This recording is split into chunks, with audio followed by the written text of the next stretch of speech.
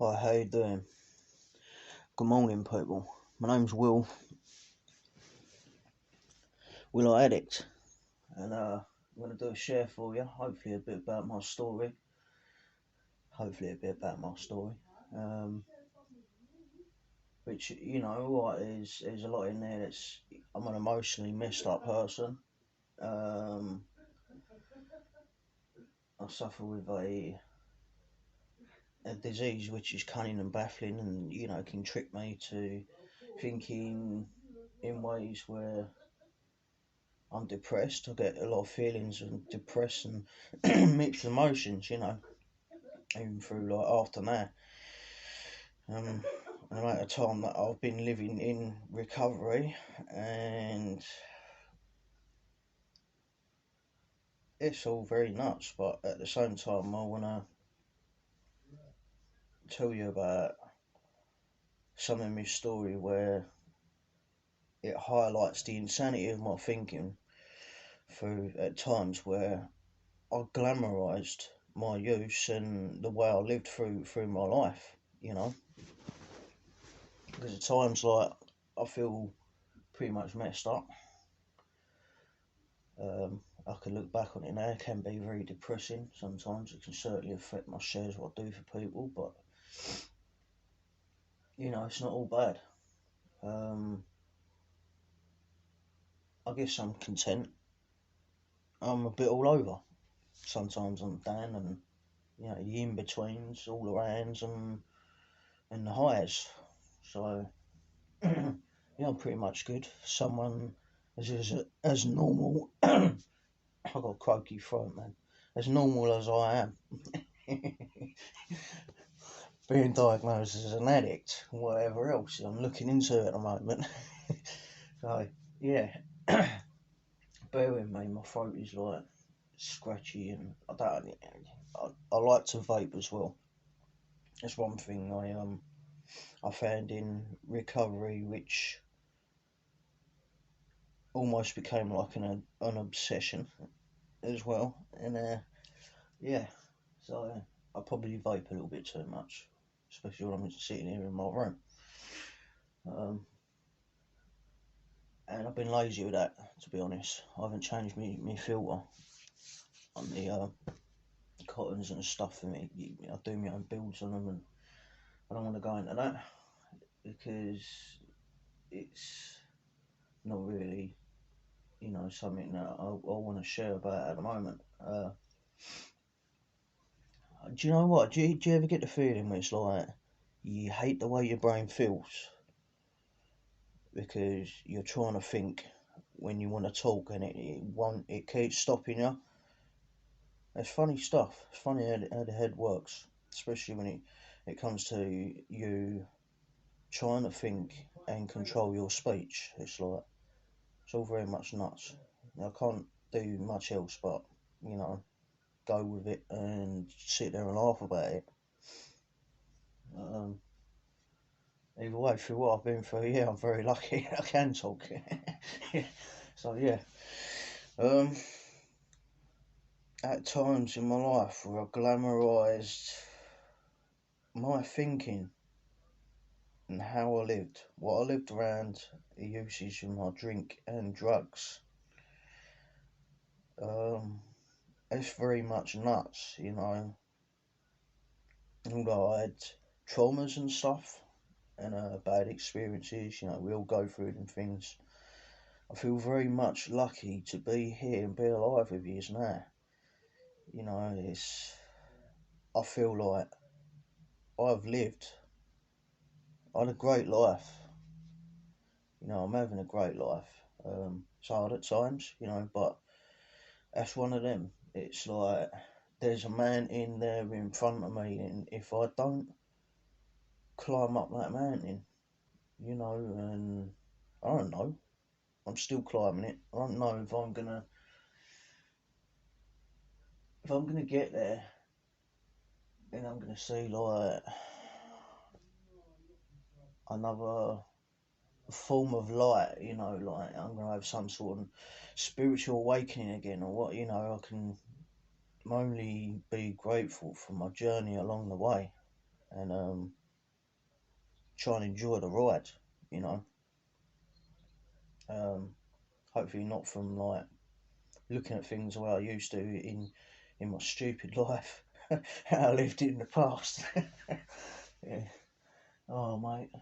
So yeah, I'm gonna go back through my life again and tell you a bit about my story. You know, an experience, strength from the side of how I glamorise things. You know, it's very much, but there's times in that when I wanted to change, there's hope there, definitely hope there. I didn't know how it was going to change, but you know, I knew I was going to change someday, and I'm very lucky I did. I'm grateful that I got there somehow, and I'm here today doing what I'm doing here.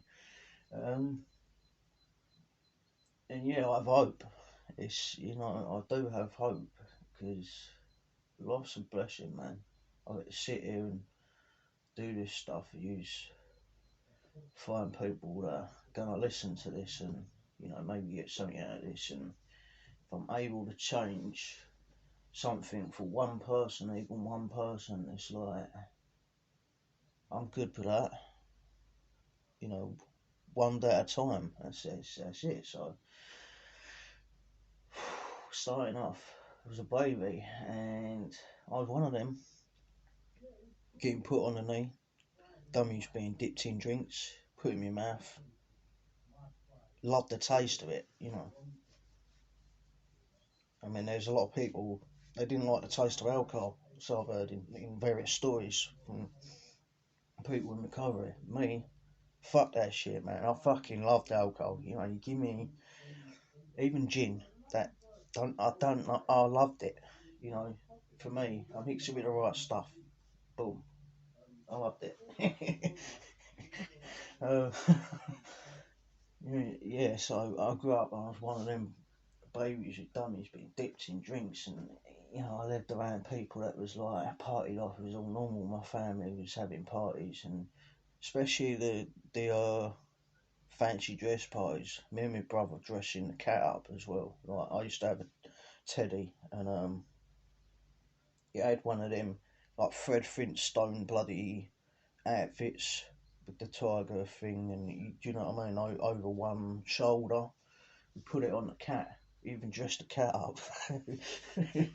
Yeah. Do you know what I mean? Know that life. It was like, man, it was right from then as a kid. It was magic to me. You know, despite all the nutty things, the arguments and stuff I see, I, when I could block all that stuff out, this what I lived in, even through that stuff, it was fucking magic. Like, it didn't take me long to get into the world and realise where I was, and you know, like it weren't like I arrived, I was already there, mate. Yeah, it's fucking pucker. Um, Very, very nuts to think like that, but you know, that's how I felt at times. That's really how I felt, and I'll tell you some more about it.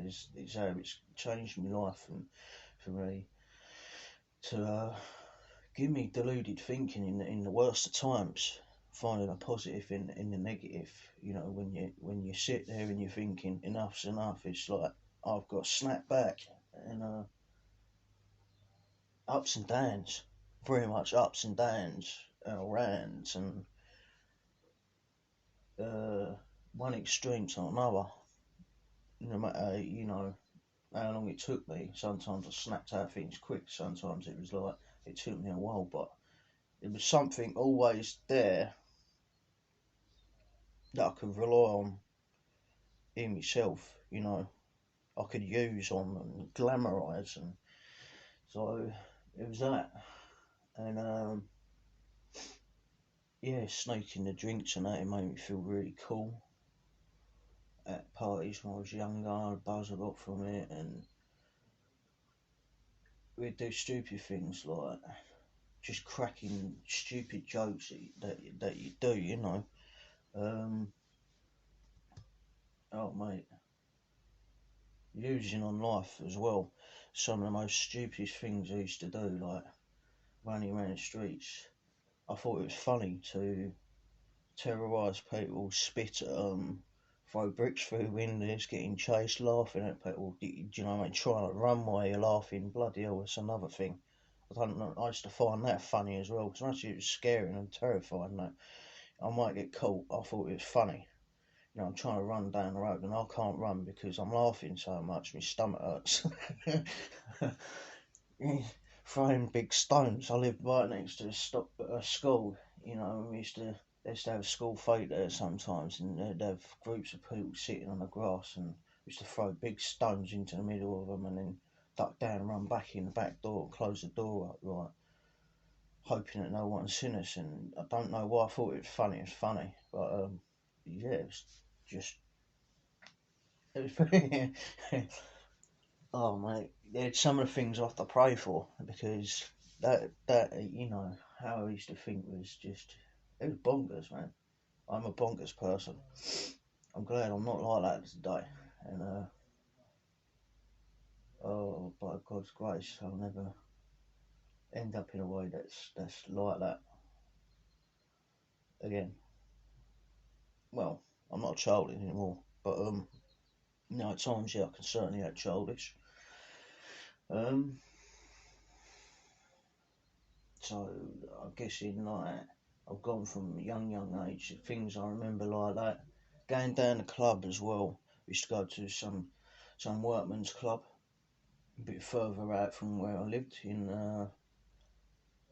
I loved it down there. We'd get there, I'd be hyperactive on coke. You know, everyone's sitting there on a table laughing and giggling amongst um, the other nut stuff. You know, of unbalanced people and using substances that keep you unbalanced. You know, before the arguments and whatever else is going on happens with other people that are around you in them places, you know, just to get there and we get hyped up on bloody addicted to bloody playing these arcade games. You know, one of them was in there was Rambo. I don't know. I just that's one that I remember. I really loved that game, and used to go in there and fight as well. Round the corner from the arcade machines, they had a stage and then like an hallway next to that where the toilets was, but this little square area. Just go in there and have fights with people, and you know, so I'd be using on that, like relying on a buzz from getting in there and kicking each other's heads in, like with other kids down there. And, you know, it's kind of sometimes a fight would break out, it would get a bit emotional, and you know, but most of the time we just did it for a laugh. You know, we loved the rap, and that was good stuff, mate. It was how I grew up. It was you know that was all nuts stuff. It's very much funny to me. Um, uh, da-da-da-da. Trying to think now. I remember the first time that I got hold of a substance. I was around the age of 7. It got me fucking grounded for what I can remember as like nearly a year, you know.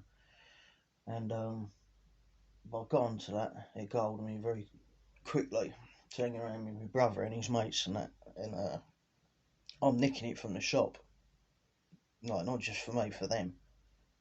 I, I can't remember exactly, but I'm pretty much sure, like, you know, getting me again there because what I was a master at nicking these cans out of the shop. And I went to this little park and this experience I had with it when I was there. I remember it was like I was in a different I was in a different world. I was like gone with this buzzing noise, and it was all like I can't remember it exactly. It was just like flashing bright lights, twinkles in my eyes, and I weren't really there, but I was there, and I could hear things around me, yet not hear them, and it made me laugh. I was just giggling, and in reality.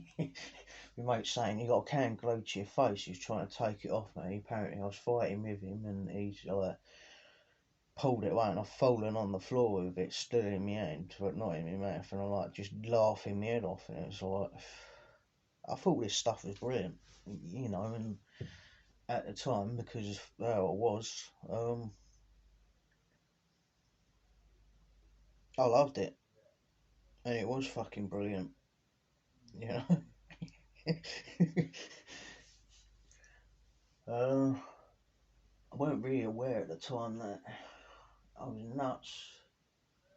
It's just one of them, I suppose. Like I didn't care, and it just made me laugh. It made me feel good, and that's it. You know. Um, at school after, I used to terrorise people, and I don't know, silly things, throwing pencils at people, all the silly things I liked. Um, it's kind of negative and annoying little shit, but you know, yeah, I thought it was funny. I did think it was funny.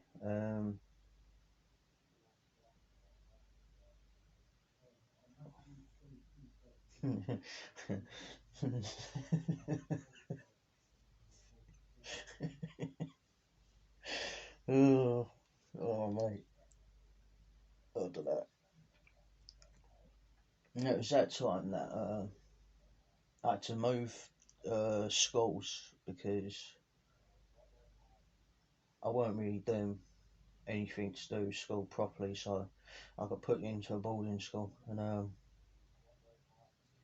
yeah, it was all right actually. I did manage to focus a bit and get me because I was like a bit dyslexic, and so I had to kind of sort myself out a little bit,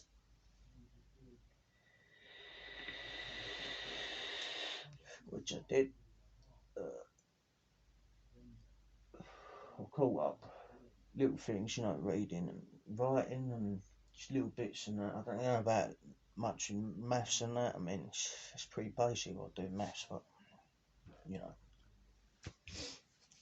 So I don't know. There's something there in that where I could build that up like it's better than what it was, and something that made me feel like I achieved something that was really bloody brilliant. You know, in little things I did when I finally see things as a positive, it makes me feel fucking brilliant. It's everything is brilliant and magic, and I love it. And yeah, it's awesome, man. That feeling is just awesome for me. I really don't know if it's like that's a normality in people, or if it's like it's certainly my reality. You know how I think it's like I get these mad highs from things that make things feel like magic and brilliant. And so in school, you know, little things I did in there, me art stuff and things like that I got pretty good at, and little things to do with music. I loved it. I got buzz from it as well. You know, um, computer games I liked. Yeah, Street Fighter, one of them. That was mad. As much as like there was something in that was it bring out the violence in me, especially when you're playing a game like fucking ultra speed thing or whatever that it used to have on there setting, and you know you're getting your ass kicked on there. It's like it used to piss me off, but I kind of liked it. You know what I mean? I liked it because I don't know. It was like I don't know. There's a competitional thing in it. Thinking much as a negative, I can block that out, and there was a positive there. I got a buzz out of it in things I did. You know, I had rock bottoms in my life, but there's a lot of stuff there that was mixed emotion, and and highs in it, and yeah. So I say too much more about school. It's like I was about coming up towards sort of 14 odd now, I guess, yeah. I was around 14 odd. And used to, from boarding school, it was one of them where I could come home on weekends and on a Saturday, like, you know, I got longer holidays than other people in a regular school because I would finish sort of near midday on a Saturday, and I'd have to be travelling back to school for like for a Sunday evening, start again Monday morning. So yeah, on the weekends with my friends I had from childhood growing up, you know, found puff again. So I used to have a bit of a puff on the odd here and there. Weren't nothing too heavy. Um, at school, you know, I found gas again, and you know, it's something about that. But I mean, this was something worse. You know, as much as it was sinister, what it did for me was just it made me laugh, man. I'm running around the house if like I can pick and choose. You know, each boarding. I don't know how many we used to say up to like 60 people living in a boarding house. So like I could run round all these rooms and literally all the time if check, you know, if there was no one there and a deodorant or something left on the side, that was mine, mate. I was having that, and yeah, that the buzz I got from it, and I was constantly high for a while. I was out of me nut. Um, don't ask me how I managed to get rid of all the cans. I can't even remember that part. But yeah, my friends that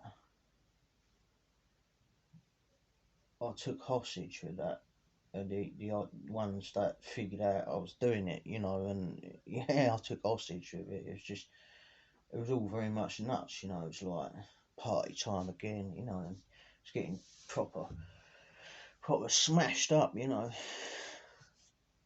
just giggling and in this haze of like this magic feeling, and at a stupid time doing that. I remember like I remember us doing Ouija boards as well, um, which is crazy.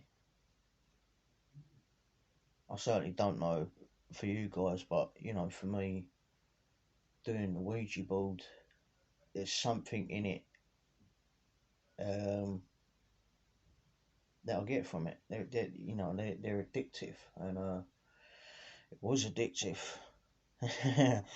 until something happens. I don't want to tell you much about that. You know, you either got your own thoughts on it. If you're one of them that's like me that believes in something higher than yourself, certainly now in recovery, I believe that what happened, my experience around Ouija boards, from my memories and what I remember of it, hell yeah, it was definitely fucking real and definitely scared the shit out of me, you know. But anyway, that's not something that I want to believe in. To the point of like that's my form of a higher power, you know, that in no way I want to mess with that stuff because that's on another bloody planet, mate. It's like, oh, I don't know. So, all right, there was that as well, which scared me, and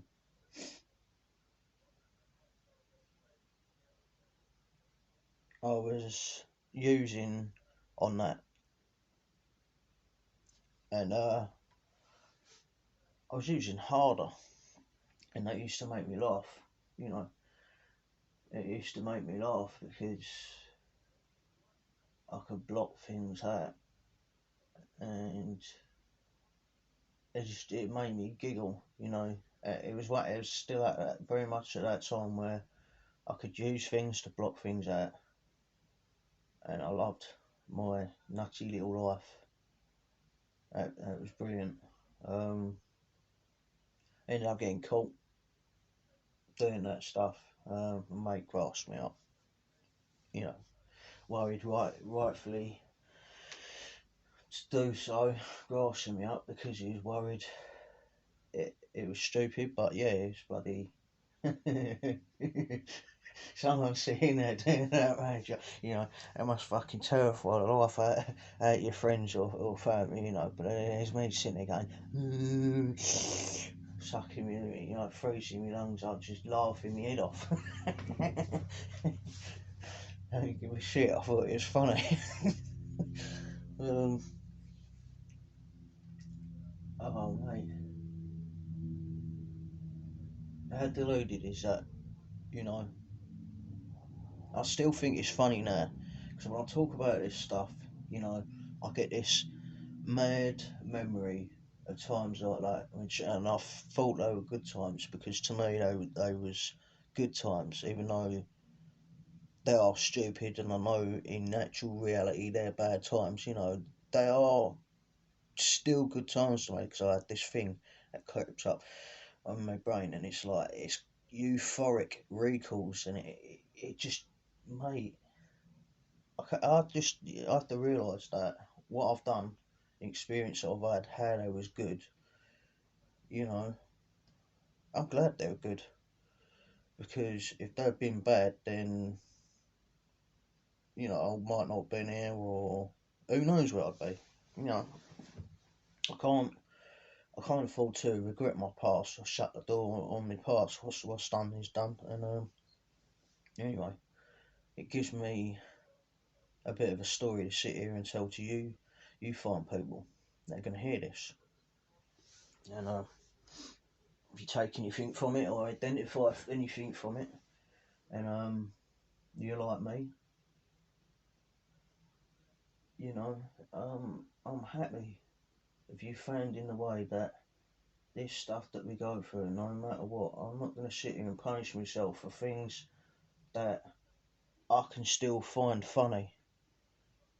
As much as it's wrong, I still find it funny.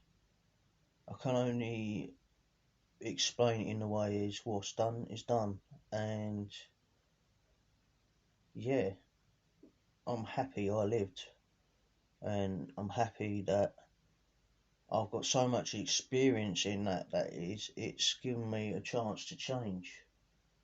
You know, my way of thinking, eventually, it did catch up with me. Um, I guess in some ways, at times, there was a certain amount of that which maybe even, I don't know, just speaking for myself, it gave me something that kind of, I never actually ended up in an hospital for having to have a stomach pump or any of these major things that some of you people go through, and it's quite strange that I'll never have. You know, it's very strange that I'll never have because I certainly at times when I use drink and drugs, you know, I bloody use them hard, and yeah, it's just really mad actually. I don't know how that works.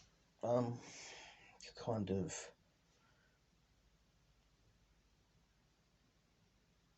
just trust in my thoughts that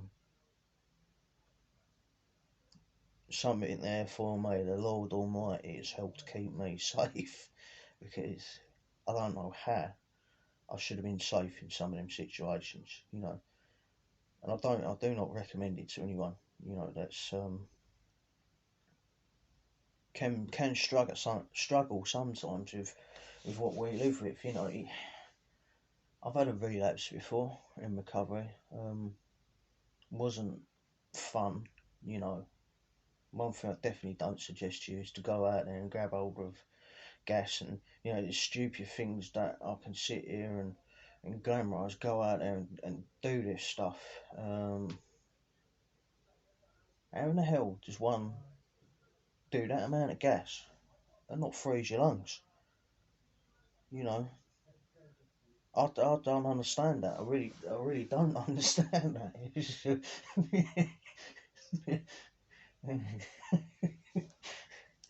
Oh, maybe I'm nuts. I'm I don't know. It's part of like when I was in rehab as well. I was told that I had this mental age of around that time still. You know, so it's taken me some time to try and catch up. If I catch up, you know, it's just the condition of a damaged mind. I don't really mind, you know. Either way, it's like I am childish, and I don't know how the hell I find that funny. That them drugs, doing all that amount of gas, how the hell I can't die? I know it's not funny, but for me it's funny. Um, I'm nuts. Either way, I feel lucky. Um, I certainly don't regret what I did. Um, not as in like,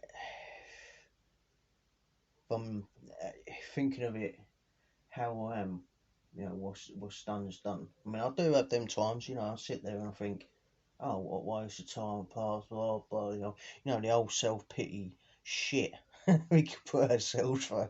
It's just shit because there's nothing you can do, you know, you can't go back, change that. So why worry about that stuff, you know? Forgive, forgive and move on, not forgive and forget. Forgive and move on. You know, that's part of your story. You know, what's the point in hating yourself? What's the point in hating others and God knows what? Negativity, fucking negativity. It's like,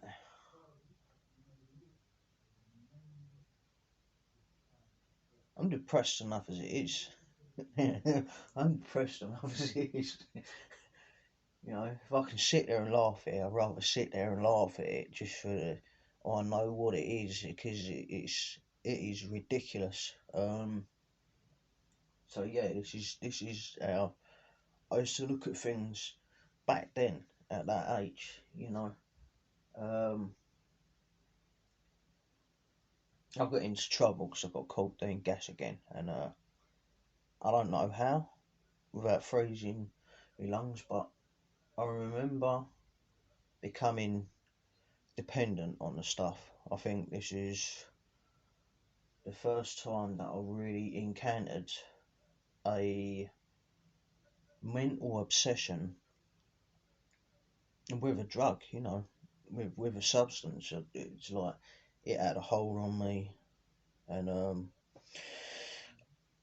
I had this gut feeling, this whole gut feeling when I was trying to break that when I got caught. Because I got caught at school, done the thing with the headmaster and the parents and blah blah blah.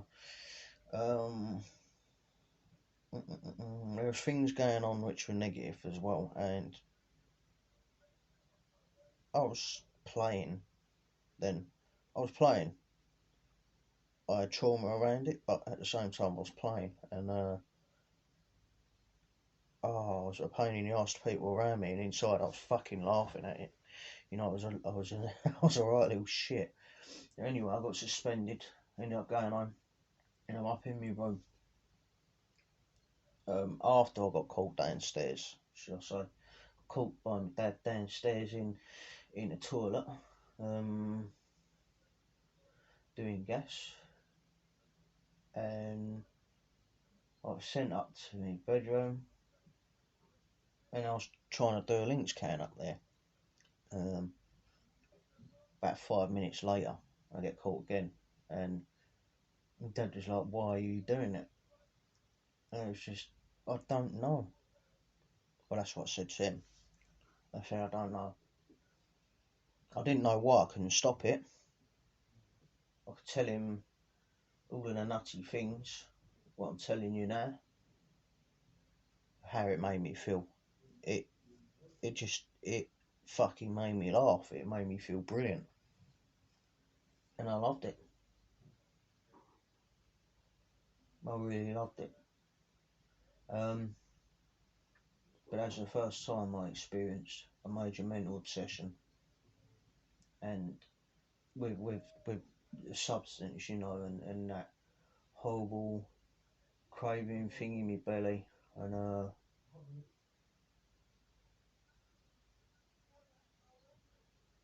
it's nuts.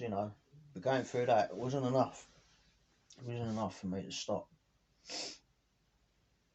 my obsessions with other things and living in this daydream world. It's funny how my mind works as an addict, or whatever it is that I've got that makes me mental. Something in there that lays dormant, and things like art and stuff and that come after, and I'm good at that stuff, but there's still something in there ticking along that finds the funny things in life that I can build up, get a buzz out of, and be an annoying little shit. Yeah, 'cause, that's just me. I'm an annoying little shit. Um,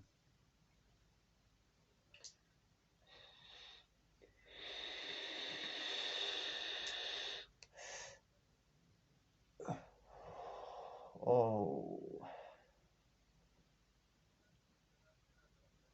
this is a brilliant time in my life at this age. Which it should have been alarm bells ringing, but it wasn't. Not for me. And around that time, I'm sitting there when I used to do gas and that lot. There was one of my pals at school.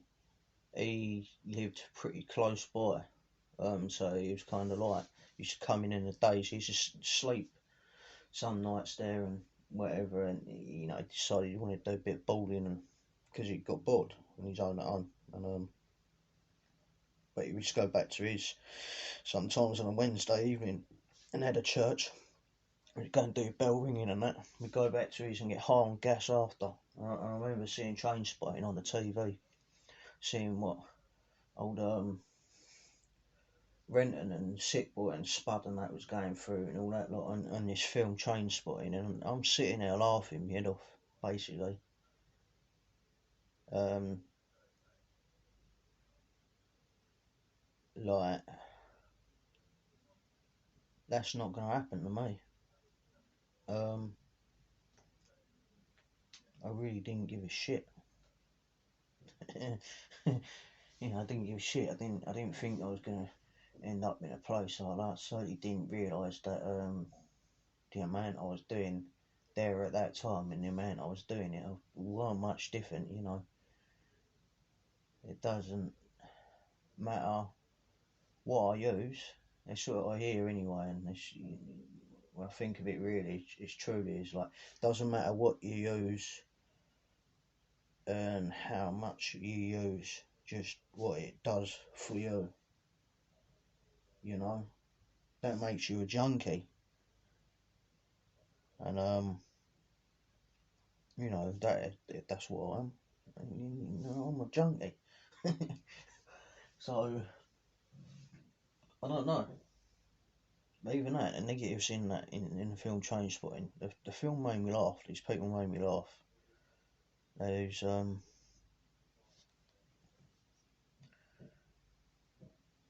was just all mental things I used to see.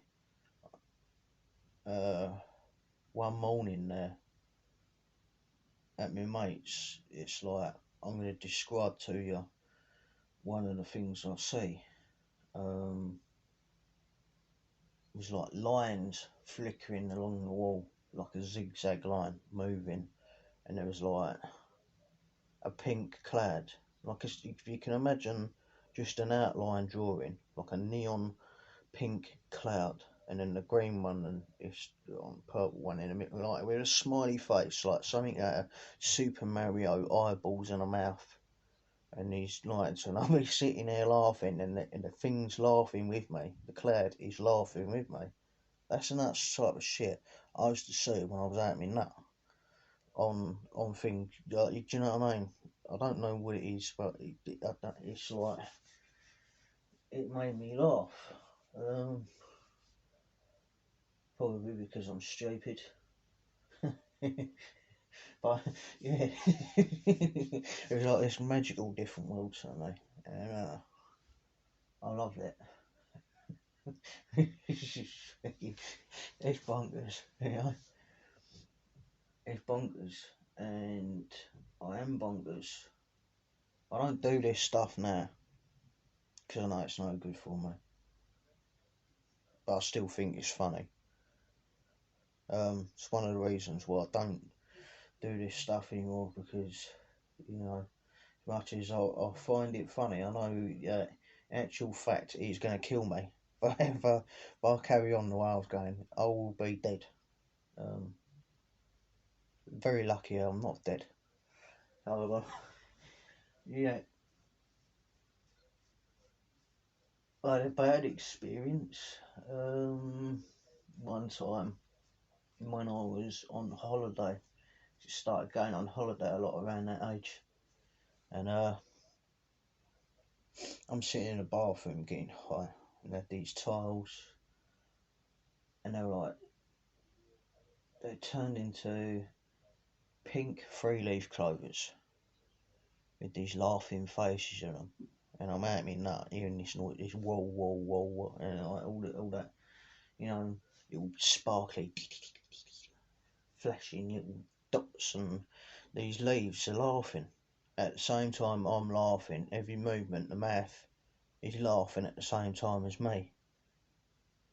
You know, and I can hear it kind of at the same time as me, like a squeaky laugh. I don't, you know, it's hard to describe. And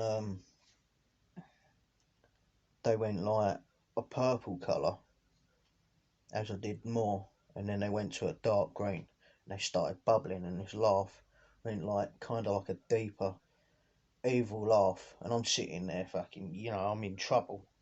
I'm in trouble here, mate, because I'm having either a heart attack or something, you know, like an anxiety attack that I'm greening at, and I feel like I can't breathe, and these leaves that are dark green, they're dripping, dripping like acid in on off the side of the fucking bath. Do you know what I mean?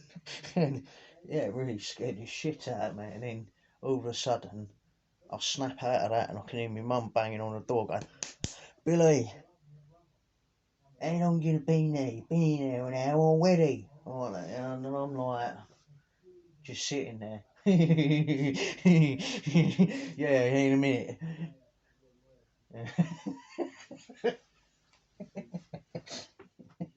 Oh, mate. Oh, crazy times.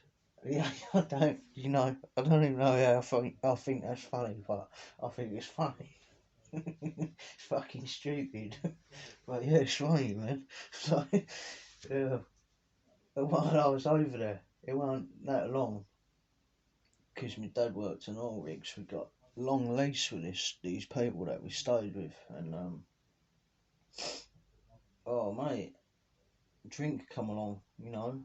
And I remember one of the things my mum saying, "Oh well, it's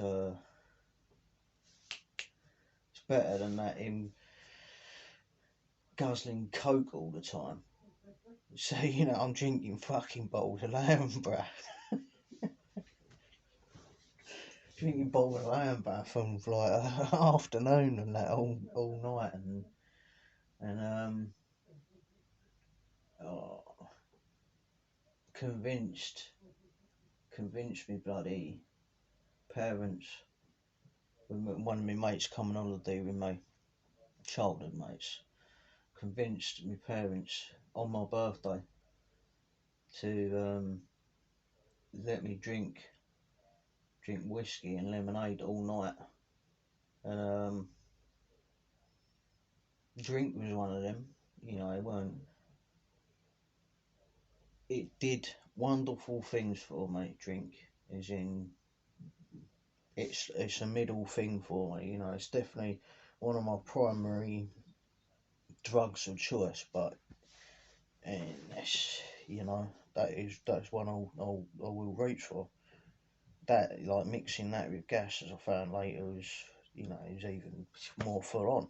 It was out there, mate. And but what drink did for me was it allowed me to be hypo, but more in control. You know, it allowed me to express my creative thinking. It allowed me to be even more of an annoying little shit. So yeah, drinking come along, and it come along, and it was I loved it. Some of the memories of, especially when I used to go and play pool with my dad at this little sports bar place there on holiday.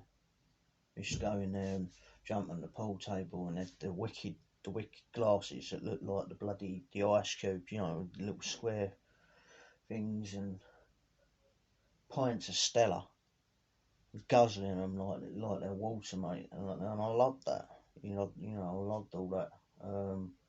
They had this club there we used to go to as well, and it was like lovely shiny black flooring and these walls, and they had Bose speakers in there, and this wicked shaped bar with all these gleaming bottles, and do you know what I mean? It had fit birds in there and that, and fucking some of the people we hang around at the time were connected people, you know. I'm talking about fucking living on a small island with people that connected with people in Sicily and places like that, you know, fucking made people, mate. And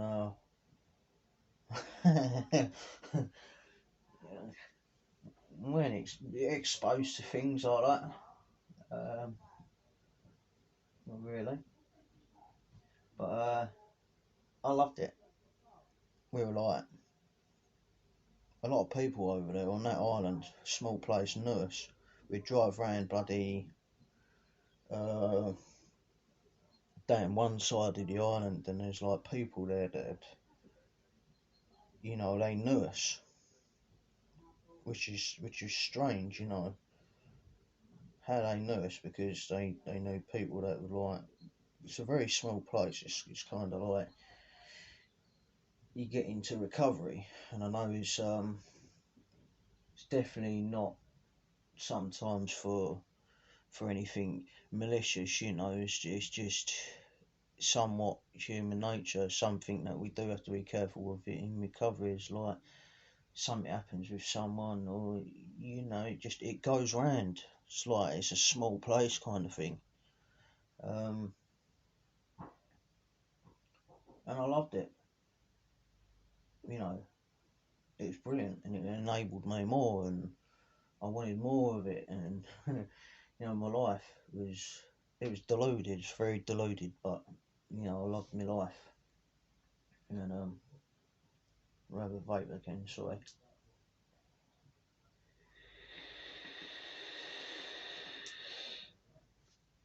I'm vaping on this kick-ass fucking appleberry crumble.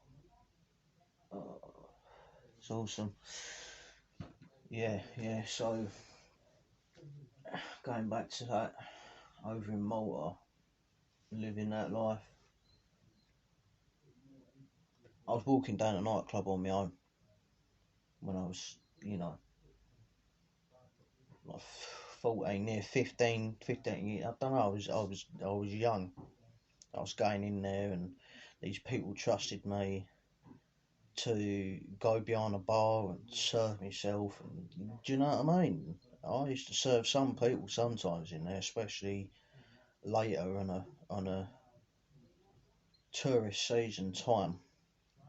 and they'd look at me and they're like, they just couldn't understand what was going on, and it just made me laugh. You know, I'd serve them a drink as well, and then it was like, "Do you live here?" And I went, "Well, yeah, I might as well." You know what I mean? I thought it was cool. I thought I was cool. In reality, I'm a stupid kid junkie. You know, but I had something that others didn't have, and I loved it. You know, it's just how my life went for a while, and I ended up getting kicked out of school because I was drunk. Um, didn't think much of it. It just made me laugh. No, there was no alarm bells there for me.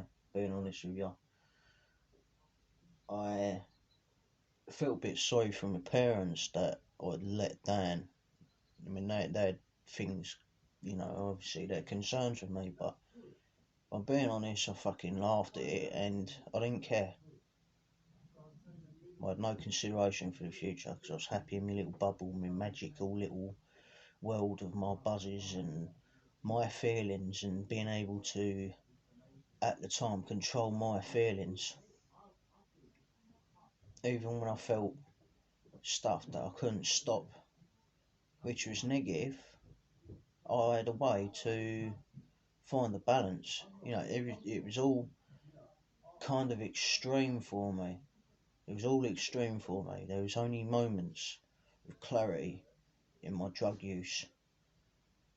In there's only moments in within between that magical feeling that I got as clarity with my drug use that took me to a calm place or a nothing place. And I used to find that with artwork. I used to find that with artwork, and when art was a different thing for me. A lot. What I loved about my artwork was that, especially when I did my dark drawing and stuff, like kind of gothic style art, was it allowed me to take some of my negative thinking stuff and put it into this power which I could produce with a pencil on paper. And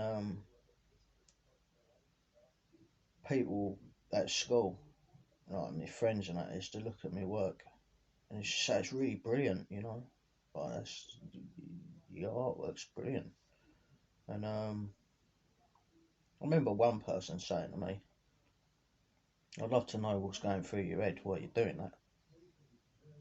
And so I could take negative things, and I mean, I used to watch a lot of horror films and stuff and that as well when I was younger, and you know, I kind of somewhat of a bit of a story in my pictures that I did, and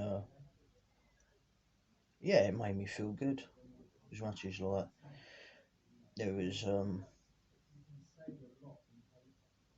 escape feeling and a feeling of calm, you know, and creativity with my art. There was,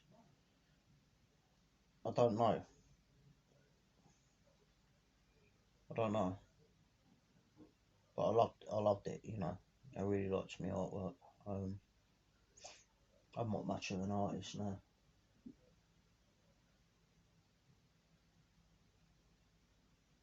Trying to deal with them memories. Oh, so anyway, I got kicked out of school, and I ended up going to college, and I met up with some old childhood friends. You know, went in there, and it was brilliant. I started puffing, and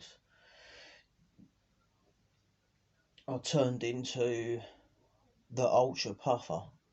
You know, I mean, it didn't take me long for me to start buying ounces of puff, and I was drinking a lot as well, and I did just something with that. that I found in THC in weed and hash, that it just made me feel calm and mind.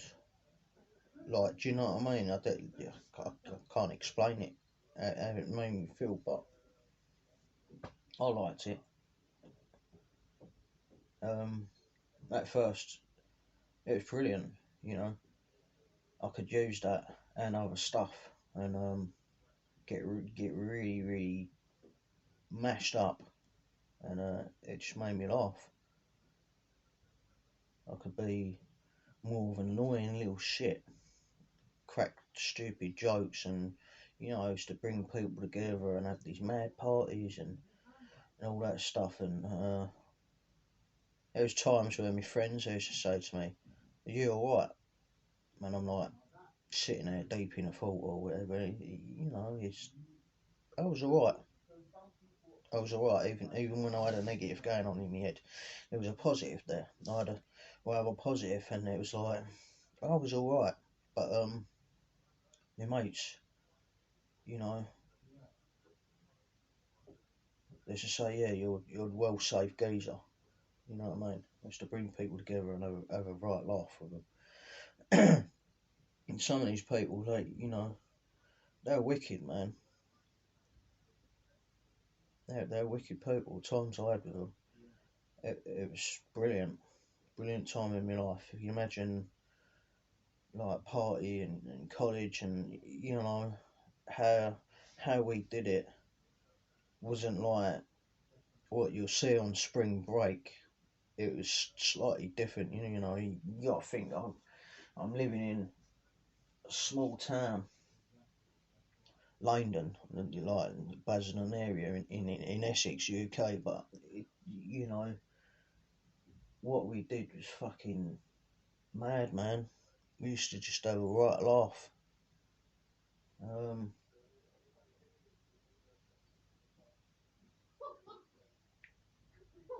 I remember like some of them, they used to get on the ecstasy and that. They'd bring ecstasy around, and that's a bit hard to describe how I felt with that. It was like I don't know what it is. There was like an up fit, like pilling was just crazy, man. It was crazy. Uh, and I used quite a bit of it. It did get a little bit stupid one night where I put a stop to it, but I was using that. But there was some nights with these lot where they'd get older pills, or I used to get pills through them, and some of them would have a bit of coke, and there was a bit of whiz floating around, and that. And there was always puff and weed, and my dad used to always have loads of booze, like from France. He used to pick up loads of booze and like going Malta and stuff. And that. We always had shit loads of Sambuca and Jack Daniels and things. So we had a mini bar out in the back at the house in a conservatory as well, like a wooden mini bar just stocked to bloody drinks. Which didn't rate that so much, to be honest, at that time. It was like, your mates were pretty good. I always had loads of drink there. So if there was someone that was a little bit skint, I could sort them out a few beers and that, and then, but we all used to just bring stuff and come together and have these wicked parties. And Dad had this kick-ass sound system, and it was wicked, man. It really was wicked. Um,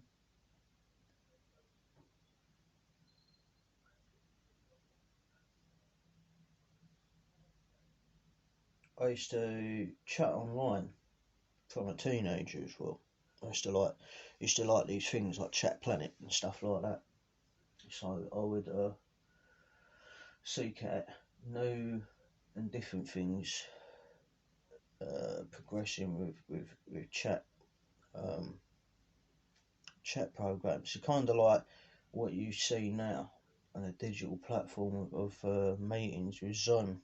This was, I started using all types of things, Lycos and MRC, Chat Planet, all that early stuff. Yahoo, um, and then I had Yahoo and Camfrog, you know. I used to go on there, and I met these people. Some of them I still talk to now online. Some of them I still talk to now, and it's just some of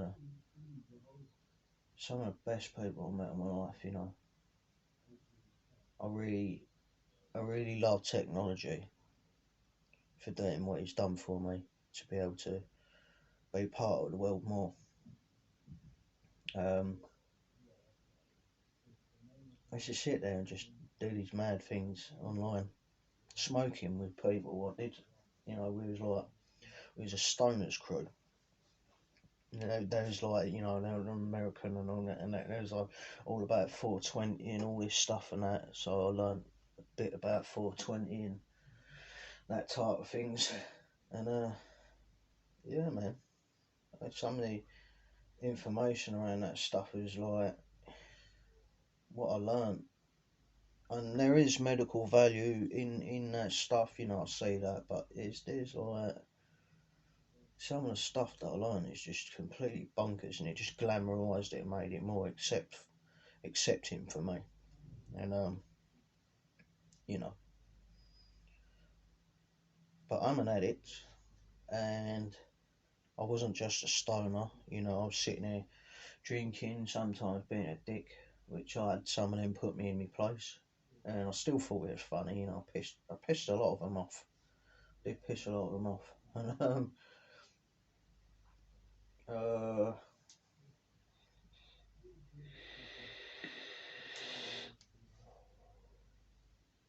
sometimes I was smashed at me nut. I remember I had some pills and I had a can of gas. Um, I can't remember what it was now. I was like, I think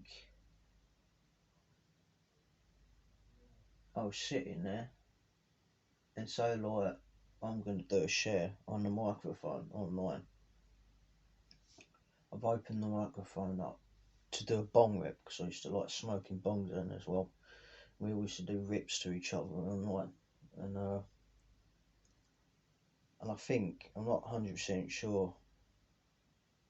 It might have been one of the times, like, but yeah. Well, I'll give you an example. This time is like I've done this little sniff of poppers, bong rip, and then it weren't packed. So I still had room in my lungs after I've done this bong rip. Straight after, I've hit a can of gas while I was pilling as well, and I'm sitting there on this chair holding it in like that.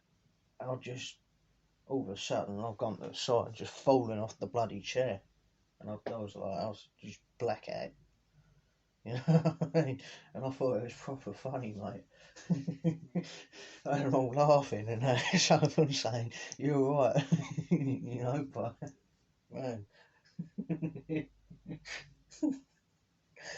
it's completely bonkers, mate.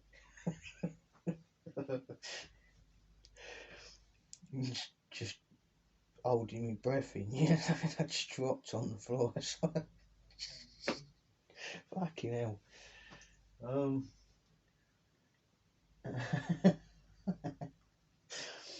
oh, so okay, it's all like that. Coming back to a bit more serious stuff now, funny but serious. There's lots of shit going on with the family. I didn't see all of my family around that time, and that. My uncle ended up getting murdered. Yeah, he weren't good. He got murdered about 2 weeks later. Twin Towers go down, and there's a lot of things, especially like oh man, online. And I was a dickhead.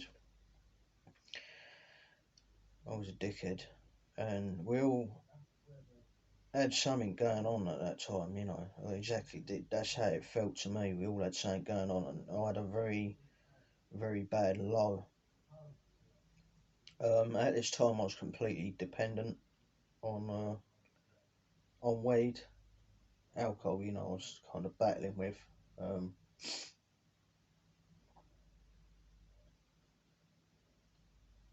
because the U's pretty heavy, and the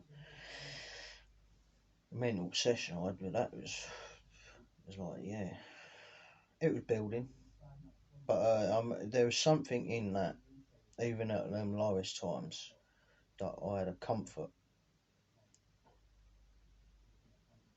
that I knew that that stuff was there for me, you know, no matter what was going on. I glamorised it, very much like not just glamorised it at this time. This was it for me. This is my relationship. This is my fucking my my soulmate. Like, like I was well into a relationship with this stuff, and it was something there that how I felt about the stuff was just it was glamorised. You know, it went on for years, on and off, trying to get work and stuff and nutty things and relationships and sex and all good things and that I did and major fuck ups that I had, and despite the other dramas, you know, there was a long time after that where it took me to try and break out of things because it had this hold on me, and there was something there that just I get this tiggle in my belly or this thought. It's kind of like how I can explain it when if you've ever seen the film Snatch, and he's got this geezer on there, Frankie Four Fingers, and someone says to him about a bet, and all of a sudden he gets this picture in his head. I can only see the picture in the film, but the feeling he must get with this Viva Las Vegas, do you know what I mean? That's how I feel. That's how I felt with drink and drugs, because that was there for me. And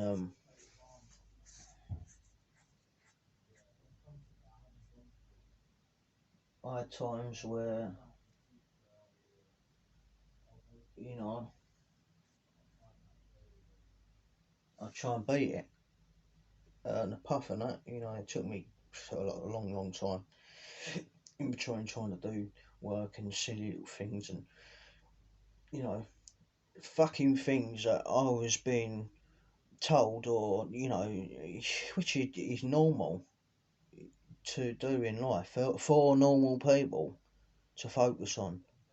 If you're a fucking drug addict, the main thing you should be focusing on is getting yourself fucking clean.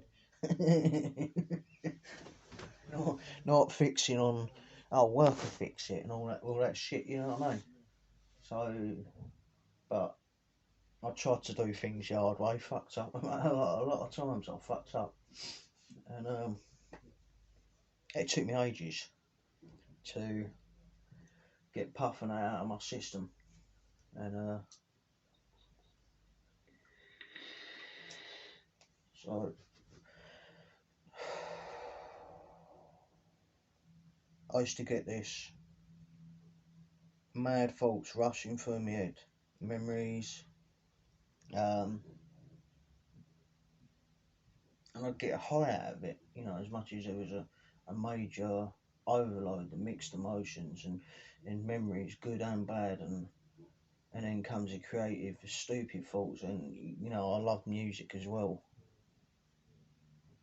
There was a snap in my head with these thoughts and things where I'd start creating rhymes It was all very much nut stuff, you know. I was to find a positive in going through this while trying to get myself detoxed and clean, and my brain's trying to work overtime to catch up with sobering up or getting the stuff out of my system so I start thinking normal again because I allow my body to be so polluted with chemicals. And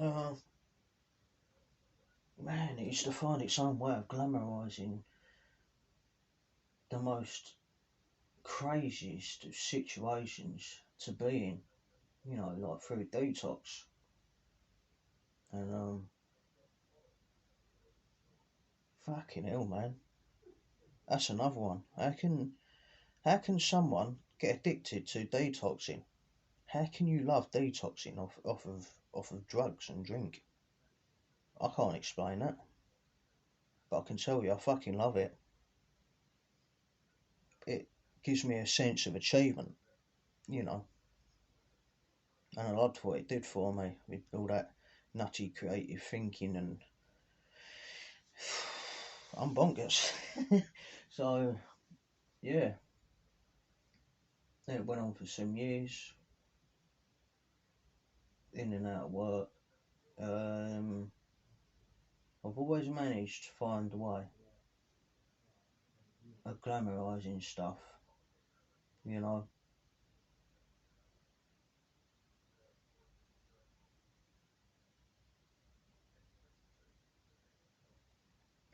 I went into a different country while there was shit going on because I glamorised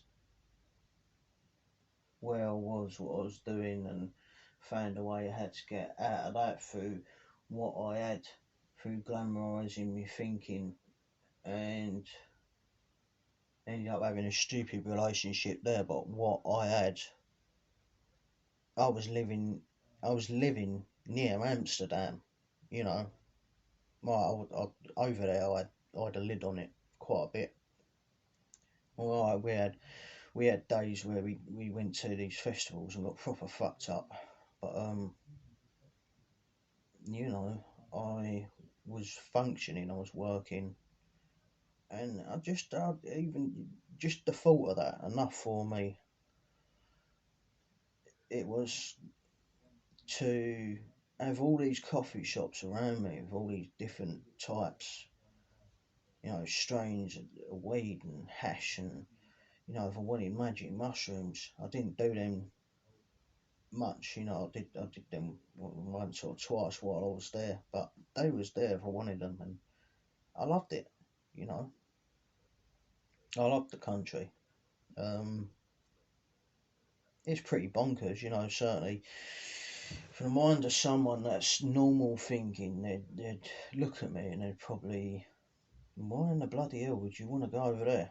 Especially, you know, because they don't get it. They really don't get it. But I loved it.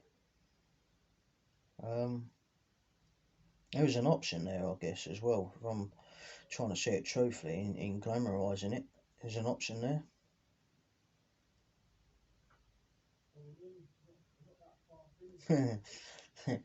But you know, anyway, that didn't last. I didn't stay over there too long because of mad relationship, and rather than deal with trauma properly, seek any sort, you know, as a normal person should do to go through things I went through over there by getting therapy. I thought, yes, I'm loving it. I'm going back to England. I'm free from this. And first thing I do, I get back there, I get in, drop my bags in and that, and I go around the pub with my family. You know, chucking drinks down my throat, and then my cousin sorts me out a line of coke, and it's like, I didn't enjoy this much when I used to have house parties when with my mates when I was younger. But do you know what I mean? It did something for me then, and So I had an affair with that stuff and that, and I was trying to change, and there was a lot of like me trying to explain to me dad, it's not so bad what I'm doing, I'm functioning. Right, if I didn't do it, I'd have more, but I'd be fucking miserable. That's the only thing I could say to him, is I'd be fucking miserable. Um, so I glamorise things. It just seemed like I've become this person that's throughout my life become like a master of glamorising and making good out of whatever I could, you know. And it felt brilliant to be able to do this again after going through some major depression and stuff I had to do with around that time with my uncle getting murdered and family breaking up and all sorts of arguments with me to do with other people in the family, and you had 9/11 and there was friends and people I knew online and stuff going on with them that was just, do you know what I mean? There was loads there, and it just felt good to be able to glamorise things, but glamorise it more in a way where it felt right and good to me, rather than just a mask and basically laughing at nothing, and which I found was funny. You know, I got work doing festivals, so I got heavy on coke, speed, drink. I used to puff a little bit, but not that much. I think it's more of like that ran its course in me, and it was like if I smoke too much, then I can't think, and let's be honest, as much as I love the detox, I didn't. I thought I'm fed up with it really because it's I can't think straight on the stuff. So I kind of outgrew that, and I was just glamorising, gatewaying myself to other things, and I don't know. Relationships were kind of couple of people I had relationships with were like subnormal. You know, I lived with them for a time, but there's some things in there which was fast and hard, and I don't know, stupid shit again because I glamorise it, codependency kind of thing, I guess. Thinking of it really, glamorising things. Maybe my head at the moment is lovely and calm. As much as it's lovely and calm, it's like I can't think as clearly as I want to. So, but okay, I had a major crash with this other relationship, and around this time I was doing festivals and other things and that. Uh, Another family member died around that time, and it started getting too much for me, and as much as there was a reliance, there was so many, like a kind of a glamour of I've got you and you'll always be there for me.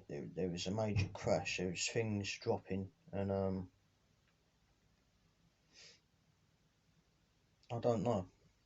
You know, things got very much dark for me. I had a point where I was pretty low, and I started using crack and heroin. Lost a flat, and I was drifting around for a while, and it was stupid shit. You know, I wasted a lot of time in kind of trying to climb up, having these moments of like high intensity of everything's brilliant to very much middle ground, knowing that things are fucking shit, rock bottoms, and realisation of where I was with my life. And I battled. I battled with heroin, you know, having to keep away from that because there is something there which I kind of glamorised in my head with these people, even though I'd lost flats and, you know, I was keeping myself skint, still fucking up work and things like that I've got again. There is something there, these people, that they weren't too bad to me. You know, like they're shitty scumbags of people, really. And seeing some things that happen around that kind of lifestyle and, you know, around them people, between them people and stuff and that. And, you know, I got used a little bit, but I weren't majorly taking the piss out of. You know, it's just one of them. It's like when I had a bit of money, I'd go to these people, I'd sort them out a bit, and that was that, you know. Till I started trying to move away from it, but I always kind of glamorised it. These people, they was there for me, and this stuff just became more accepted to me. I didn't think anything different from smoking a bit of heroin to staying there having a laugh with my mates in the pub. You know, that's that's the way I look at it. Um, I used to have some right funny laughs when there was a few of us sitting there.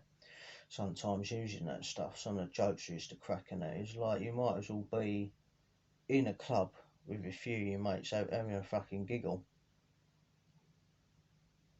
You know, I glamorise it like that because that is how it made me feel. And sometimes the life that I had, even using heroin and crack. You see,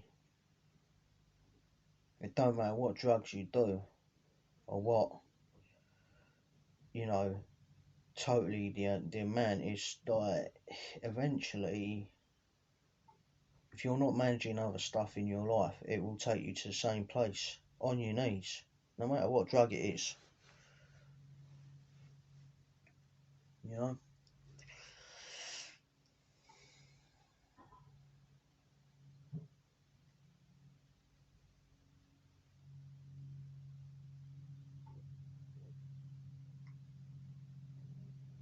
I tried for a long time as well, trying to use like a normal person, which I'd fail at because I like the binges, glamorising the binges. How I fucking love those binges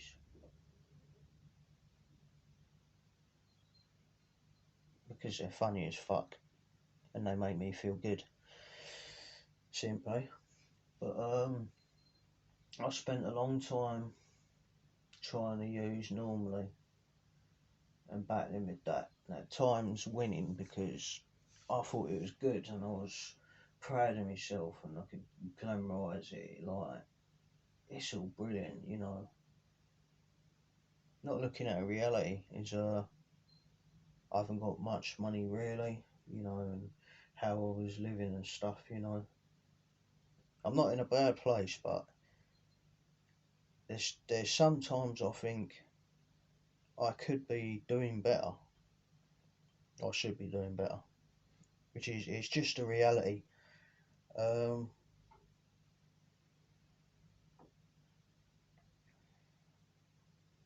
Took me a time to finally realise, this stuff is definitely no good for me. Um, I had major lows on it. It's put me into problems where I've got accused of things with other people, and I've ended up in Basel, a mental unit, and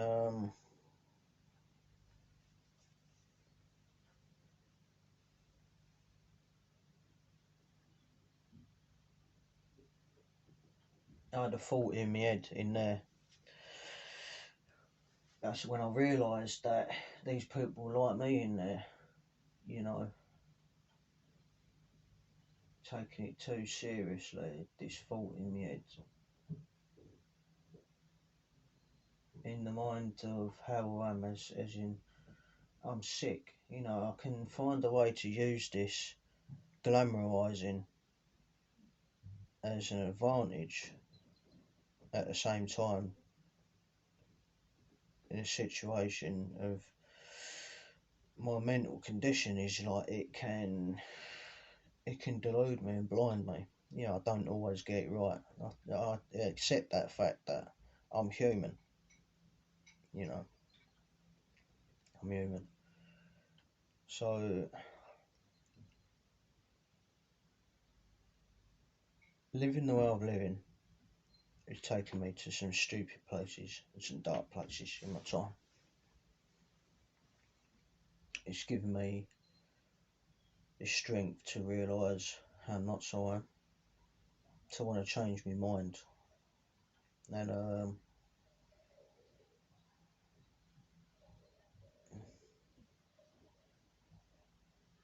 my head's just gone dead a bit for a minute. Um,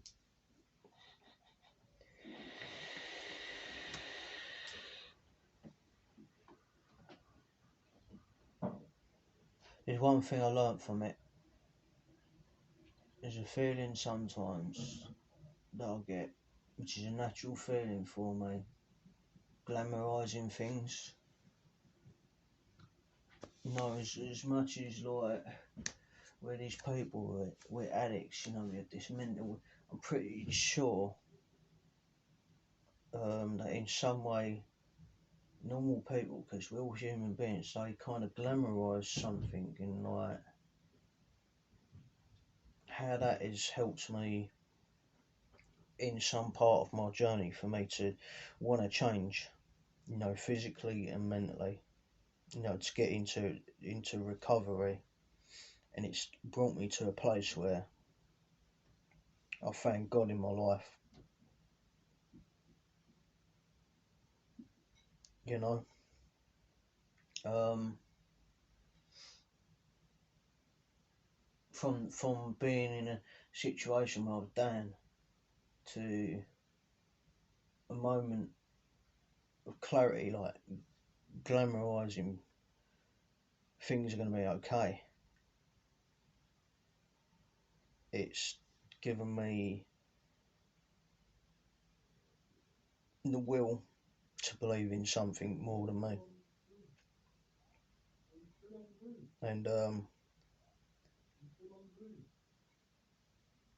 I've had relapse in recovery, but it's given me a chance to be in fellowship, you know, from 27th to the 7th, 2017.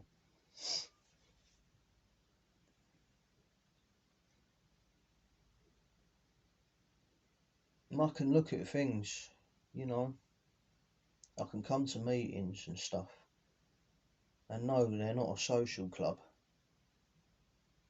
They're not a social club, and I have to remember that. But if I'm totally serious, then it does something to me. In my head, it's like this thing that I have, where I have this feeling that kind of automatically glamorises things for me. It gives me something that's like pleasure. You know, I go to my local meetings where I live, and I love it. I see these brilliant people coming together. We all have a cup of coffee together and biscuits and talk about shit that we've been doing and how we're progressing recovery, or that shit we go through, struggles. It might not be brilliant, but it's okay. We've got each other, and we've got a way to get through this stuff, and I love it. I'm sitting here in my room, I live in a move on house. Don't ask me how I'm gonna move on from this place, but which it can scare me a bit, but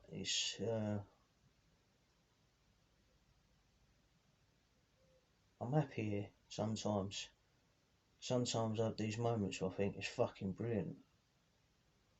I feel really comfortable and happy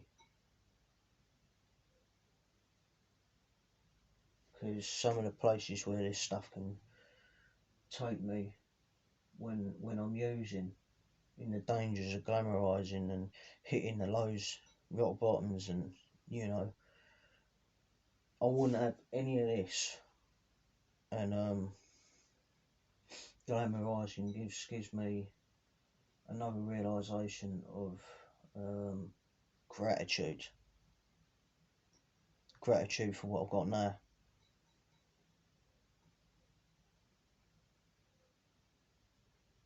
My life ain't perfect, but you know what? I love my life. I love my life. Sometimes I'm not completely right, you know. I can only ask you for your patience and acceptance of that. Give you my apologies. Likewise, when sometimes you do things because of your imperfections, but I love you guys, you know. You understand me. And I'm pretty sure you understand what I talk about when I talk about things as in glamorizing in my life or my drug use. Because you've been there and you've seen it and you've done it all, same as I have.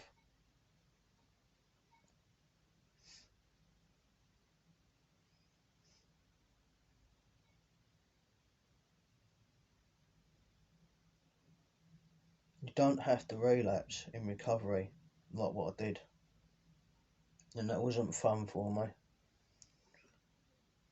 I didn't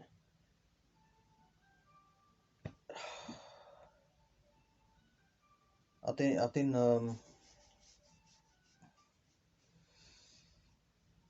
didn't really want to be there. I was very low when I did what I did. And I'm lucky that I had a moment of clarity in I'm powerless, and I had this glamorization of I'm powerless and why I'm powerless. This moment of clarity that took me back to everything's alright. You're gonna be okay. Just get yourself away from here. And I didn't stay in relapse, you know? Things are hard in recovery. I tried to get work,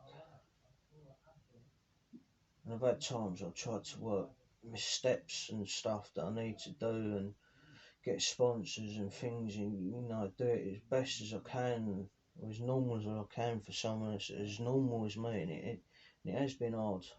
I haven't always had their moments glamorizing how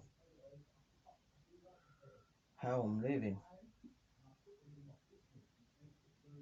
It's hard, but when I sit here and I think about things properly, of where I am and what I've got, you know, or the most thing I think I should try and focus on where I am now. It do the stuff what I need to do my steps, talk to my sponsor, all that stuff I do my meetings, do these shares, and that. But if I'm not feeling like I'm 100% succeeding, try and look at the gratitude in that. You know, at least I'm trying and I'm keep going. And if I keep thinking like that, keep thinking of the things that the glass is half full rather than half empty, I might just have a moment of glamour again. It picks me back up. Um,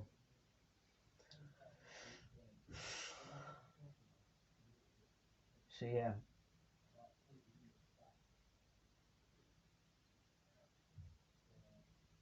my name's Will. I'm an addict. I go by the name of Will.I.Addict. You know, that's my identification. Because it's, you know, it's my truth at the moment. I feel so peaceful right now. Don't really know what else to say. I don't know whether any of you should get anything from that. If I can be of any help to anyone, I'm always here. Well, I say I'm always here. I have my bad times where, you know, I'm not 100% available, but I'm always here. And living in the same thing you're living in. You know what I mean? If any of you have any thoughts, feelings like I do, which seem bonkers, and it might be because we are a little bit bonkers, it's okay. You can share that stuff with me too. I'd like to say thank you, and I'll leave it there.